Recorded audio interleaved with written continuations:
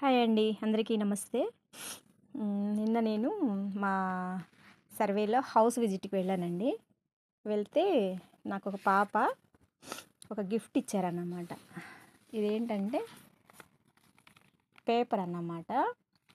వెళ్ళేటప్పటికి వాళ్ళ మదర్ ఏం చేస్తున్నారంటే పిల్లలిద్దరిని కూర్చోబెట్టుకొని ఈ న్యూస్ పేపర్స్ అన్నీ ముందేసుకొని పేపర్ క్రాఫ్ట్ అనేది చేస్తా కూర్చున్నారు.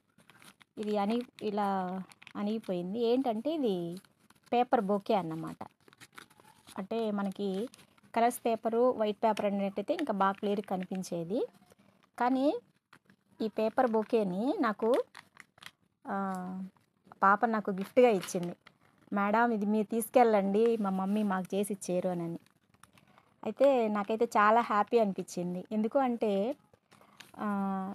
పిల్లల మనసులో మన మన స్థానం ఏంటి, మనకొక గిఫ్ట్ ఇవ్వాలి అని ఒక చిన్న హృదయము వాళ్ళకి అనిపించింది అంటే ఇంకా నాకైతే హిమాలయ పర్వతాలు అందరూ ఎక్కుతుంటారు కదండీ చాలామంది. అది ఎక్కినంత ఆనందం అనిపించిందన్నమాట. అంటే ఎక్కువ పెట్టి ఖర్చు పెట్టినయే కాకుండా ఇలాంటి చిన్న చిన్నవి కూడా మనసు హృదయాన్ని తాకుతాయన్నమాట.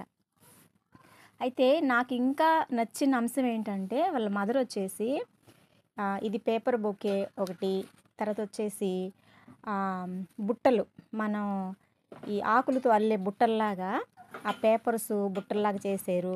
తర్వాత పడవలు చేసిస్తున్నారు వాళ్ళ తమ్ముడికి, ఆ పాపకి. అయితే మన అంగన్వాడి పిల్లలేనన్నమాట వాళ్ళు. అయితే ఈ పాప నాకు ఇది గిఫ్ట్‌గా ఇచ్చింది. మేడం మీరు తీసుకెళ్ళండి ఇంటికి అని చెప్పానని. అయితే తను ఎంత హ్యాపీగా ఇచ్చిందో నేను కూడా అంతే హ్యాపీగా తీసుకొచ్చుకున్నానన్నమాట.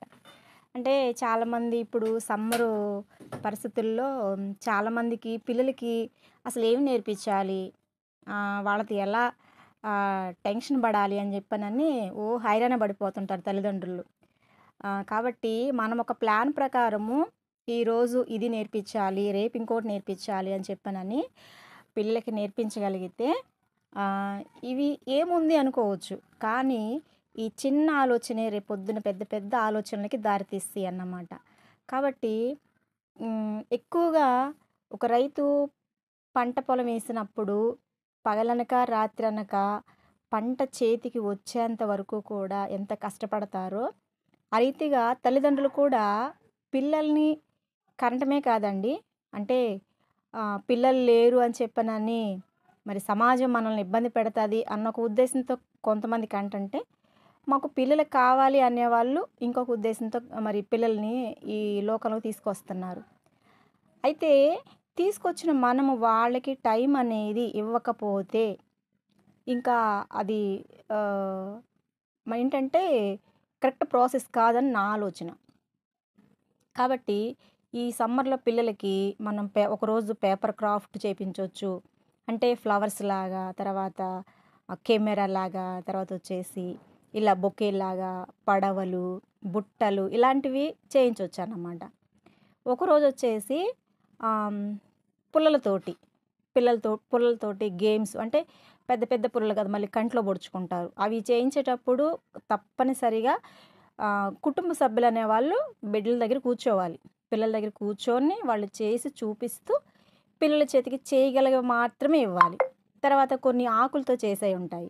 ఒకరోజు ఆకులతో ఆకారాలు, తర్వాత వచ్చేసి ఒకరోజు వచ్చేసి పద్యాలు, ఒకరోజు వచ్చేసి తెలుగు సంవత్సరాలు, ఒకరోజు వచ్చేసి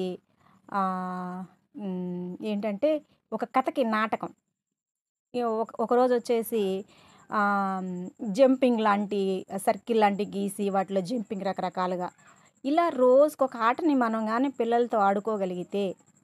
ఇంకోటొచ్చేసి ఈ సమ్మర్‌లో చెప్పాల్సింది ఏంటంటే మనం కొన్ని చోట్లకి అకేషన్స్‌కి వెళ్తూ ఉంటాం. అంటే బంధువుల ఇళ్ళకి వెళ్తూ ఉంటాం కాబట్టి అక్కడ పిల్లలకి ఇంటి దగ్గర మనం చెప్పుకొని వెళ్ళాలి. ఆడపిల్లలకైనా, మగపిల్లలకైనా గుడ్ టచ్, బ్యాడ్ టచ్ అనేది కంపల్సరీగా చెప్పాలి. ఇప్పుడు ఈ రోజుల్లో చాలా చాలా అవసరం. సో కాబట్టి ఇలాంటివి కానీ పిల్లల చేత చేయించుకోగలిగితే మనం కూర్చొని చేసి వాళ్ళకి చూపించాలండి. వాళ్ళు మనం చేసిందిగా కాకుండా వాళ్ళ ఆలోచన ఏంటి అనేది కూడా వాళ్ళు చేసిన విధానాన్ని బట్టి మనకు తెలుస్తూ ఉంటుంది. సో, కాబట్టి ఈ విధంగా పిల్లలకి మనం చేసిస్తే ఎక్కడ ఏదైనా కూడా ముందు ఎక్కడ ఏది జరిగినా కూడా ముందు మనకే వచ్చి చెప్తారు. మమ్మీ ఇలా జరిగింది, డాడీ ఇలా జరిగింది అని చెప్పానని. సో, కాబట్టి కుటుంబ సభ్యులనేవాళ్ళు చాలా చాలా బాధ్యత తీసుకోవాలి. అలాగే స్కూల్ టీచర్స్ తీసుకోవాలి, సమాజం తీసుకోవాలి, ఇంట్లో ఉన్న కుటుంబ పెద్దలు తీసుకోవాలి. వీళ్ళందరి సమక్షంలో వారు సురక్షితంగా పెరిగినప్పుడే